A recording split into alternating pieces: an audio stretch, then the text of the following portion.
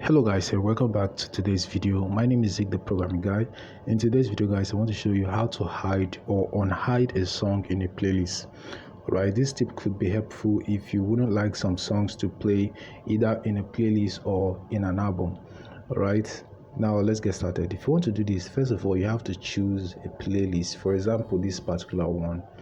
Now if I tap on this to open the album, here are the songs in this album. Now if I want to hide any of this song right here, all I have to do is this. I'm going to click on these three dots right here, and then I'll get the option to hide this song. If I click on that, it will be hidden.